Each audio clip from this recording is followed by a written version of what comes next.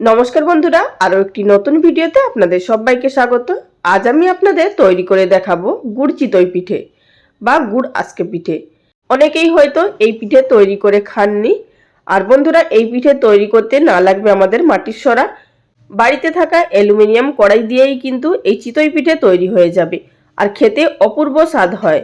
তো বন্ধুরা, সবার প্রথমে আপনাদের দেখিয়ে দিচ্ছি, এখানে আমি মেজারিং কাপের 1.5 কাপ পরিমাণ আতপ চাল ভিজিয়ে রেখেছিলাম 4 থেকে 5 ঘন্টা। তো চালটা এখানে খুব ভালোভাবে ভিজে গেছে। এবার একটি গ্রাইন্ডিং জার নিয়ে নিচ্ছি। এই জারের মধ্যে চালগুলোকে দিয়ে দেব। তো সমস্ত চাল দিয়ে দেওয়ার পর এবার এর মধ্যে দিয়ে দিলাম 1/2 কাপ পরিমাণ জল। জল দিয়ে খুব ভালোভাবে স্মুথ পেস্ট তৈরি করে নিতে হবে। তো আমার এখানে পেস্ট তৈরি করে নেওয়া হয়ে গেছে। এবার এর মধ্যে দিয়ে দিলাম 1/2 কাপ পরিমাণ খেজুরের গুড়। এখানে আমি পাটালি গুড় ব্যবহার করেছি গ্রেট করে। আর দিলাম এখানে 1/2 কাপ পরিমাণ গ্রেট করে নেওয়া নারকেল বা কুড়িয়ে নেওয়া নারকেল। দিয়ে দিলাম 2টো ছোট এলাচের দানা। তো এবার এই সমস্ত উপকরণের আবারও একটি পেস্ট বানিয়ে নিতে হবে একসঙ্গে। তো আমার এখানে সমস্ত উপকরণের খুব ভালো একটি স্মুথ পেস্ট তৈরি হয়ে গেছে। এবার একটি বোলের মধ্যে ঢেলে নিচ্ছি।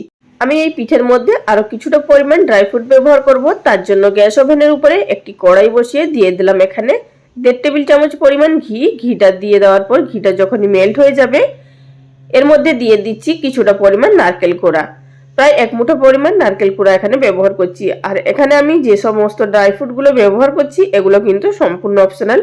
আপনারা চাইলে দেবেন, না চাইলে না দেবেন, তবে কিন্তু দিলে খেতে খুব ভালো টেস্ট হবে। নারকেলটা হালকা ভেজে নেওয়ার পর দিয়ে দিলাম 2 টেবিল চামচ পরিমাণ কুচিয়ে নেওয়া কাজু বাদাম আর 1 টেবিল চামচ পরিমাণ কিশমিশ। আবার ওইটিকে হালকা নাড়াচাড়া করে নেব, খুব বেশি কড়া করে ভাজবো না। তো আমার এখানে ভেজে নেওয়া হয়ে গেছে। এবার এগুলোকে তুলে নেব।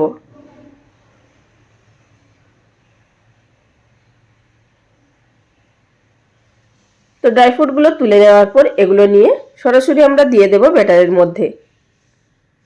আর বন্ধুরা, বিশ্বাস করুন, এই সমস্ত উপকরণগুলো দিয়ে কিন্তু পিঠেটা তৈরি করলে খেতে ভীষণ টেস্ট হয় আর হালকা মিষ্টি ভাবও থাকে। তো এর মধ্যে আর কোনো রকম তরকারিরও প্রয়োজন হয় না বা গুড়েরও প্রয়োজন হয় না।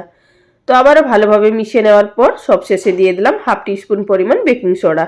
আপনারা চাইলে এখানে 1/2 টিস্পুন পরিমাণ ইনোও দিতে পারেন। তো যাই হোক, আমি এর মধ্যে খুব ভালোভাবে আবারও ফেটিয়ে নিলাম। এবার চলে যাব সরাসরি এগুলোকে তৈরি করার পদ্ধতিতে। যেই ঘিটা বেঁচে ছিল তার মধ্যেই আমি দিয়ে দিলাম। তো যাই হোক, ব্যাটারটা আমি 1.5 হাতা মতো দিয়ে দিলাম। উপর থেকে ঢাকা চাপা দিয়ে দিলাম একটি ছোট বাটি। গ্যাসের ফ্লেম একেবারে লোতে থাকা অবস্থাতে মিনিট খানেকের জন্য আমাদের এখানে রান্না করে নিতে হবে। তো মিনিট খানেকের পর ঢাকাটা তুলে এবার দেখুন, আপনাদেরকে পিঠেটা তুলে দেখিয়ে দিচ্ছি যে পিঠেটা কত ভালোভাবে ফুলে উঠেছে এবং কিন্তু খুব সুন্দরভাবে কড়া থেকেও ছেড়ে আসছে। একই রকম পদ্ধতিতে আপনাদের আরো 2-1টা আমি এখানে তৈরি করে দেখিয়ে দিচ্ছি। আর বন্ধুরা, বিশেষ করে তেলের প্রয়োজন নেই, শুধুমাত্র তেলটা হালকা একটু বুলিয়ে নিলেই কিন্তু হবে। আর এখানে প্রায় 1 থেকে 1.5 হাতা পরিমাণ ব্যাটার দেবেন, খুব বেশি দেবেন না, তা না হলে কিন্তু সিদ্ধ হতে আরো অনেকটা সময় লাগবে। তো মিনিট খানেকের মধ্যেই কিন্তু এই পিঠেগুলো সম্পূর্ণভাবে তৈরি হয়ে যাচ্ছে। আশা করি আপনারা এখানে দেখে বুঝতে পারছেন কত সুন্দরভাবে অ্যালুমিনিয়ামের কড়াইতেও তৈরি হয়ে যাচ্ছে। আর খেতেও কিন্তু ঠিক ততটাই সুস্বাদু হয়ে থাকে। আর একটা কথা মনে রাখবেন, যখন ব্যাটারটা দেবেন তখন কিন্তু গ্যাসের ফ্লেম হাইতে থাকবে আর দিয়ে দেওয়ার পর লোতে করে দিয়ে মিনিট খানেকের জন্য ঢাকা দিয়ে দেবেন। তার মধ্যেই কিন্তু পিঠেগুলো সম্পূর্ণভাবে তৈরি হয়ে যাবে। তো এবার আমি এখানে একটি সার্ভিং প্লেটের মধ্যে কয়েকটা পিঠে সার্ভ করে নিয়েছি। আপনাদের এবার দেখিয়ে দিচ্ছি যে পিঠেগুলো ঠিক কতটা সফট হয়েছে আর কতটা জালিদার হয়েছে।